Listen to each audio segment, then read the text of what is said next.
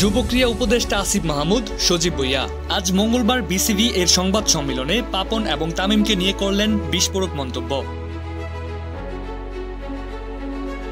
দেশের রাজনীতি এখন বদলে গেছে। দীর্ঘদিন ক্ষমতার বাইরে আওয়ামী লীগ, এই বদলের হাওয়া লেগেছে সব জায়গাতেই। ক্রিকেটও এর ব্যতিক্রম নয়। বাংলাদেশ ক্রিকেট বোর্ডের বেশিরভাগ কর্মকর্তারাই এখন গা ঢাকা দিয়েছেন। বিসিবির সভাপতি এবং সদ্য সাবেক সংসদ সদস্য নাজমুল হাসান পাপনেরও খোঁজ নেই। ধারণা করা হচ্ছে দেশের বাইরে আছেন তিনি, শীঘ্রই ফেরার সম্ভাবনাও নেই।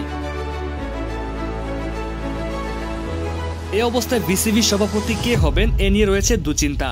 এ সময় বিসিবির কর্মকর্তারা নতুন বিসিবির সভাপতি নির্বাচনের কথা জানান। এ প্রসঙ্গে যুব ক্রীড়া উপদেষ্টা আসিফ মাহমুদ, সজীব ভুঁইয়া আজ মঙ্গলবার বিসিবি এর সংবাদ সম্মেলনে বলেন, আমি যুব ক্রীড়া উপদেষ্টা হওয়ার পর থেকে আজ পর্যন্ত বিসিবিতে পাপন সাহেবকে একবারও দেখিনি। তিনি আরো বলেন, পাপন একজন অপদার্থ, তিনি তার কর্মকে সম্মান করতে জানে না। বিসিবি যেহেতু একটি স্বায়ত্তশাসিত প্রতিষ্ঠান, এখানে রাজনৈতিক হস্তক্ষেপ হলে আইসিসি এর নিষেধাজ্ঞার সম্ভাবনা আছে।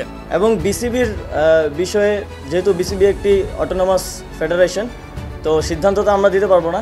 আমরা বিসিবি থেকে সাজেশন নিতে পারবো, তাদেরকে সাজেশন দিতে পারবো। সো বিসিবির সভাপতি অনুপস্থিত আছেন।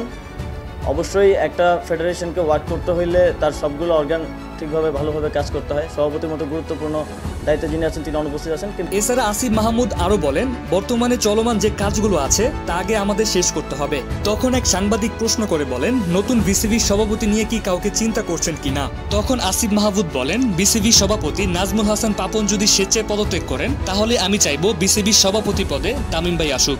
সুপ্রিয় দর্শক, তামিমকে বিসিবির সভাপতি পদে আপনারা চান কিনা তা কমেন্ট করে জানিয়ে দিবেন। তো বিসিবি যেহেতু একটা অটোনমাস ফেডারেশন আইসিসির অধীনে, তো এই বিষয়ে আমরা সিদ্ধান্ত নিতে পারবো না। আমরা সাজেস্ট করেছি যারা বিসিবির ডাইরেক্টরস আছেন তারা এই বিষয়ে লিগ্যালি কীভাবে আইসিসির লিগ্যাল ফ্রেমওয়ার্কের মধ্য থেকে কীভাবে এই বিষয়টি সমাধান করা যায় এবং অন্তর্বর্তীকালীন সময়ের জন্য কাউকে নিয়োগ করা যায় কিনা সে বিষয়ে তারা আমাদেরকে পরবর্তীতে রিপোর্ট করবেন এবং এ বিষয়ে আমরা প্রসিজারটা চালু রাখবো।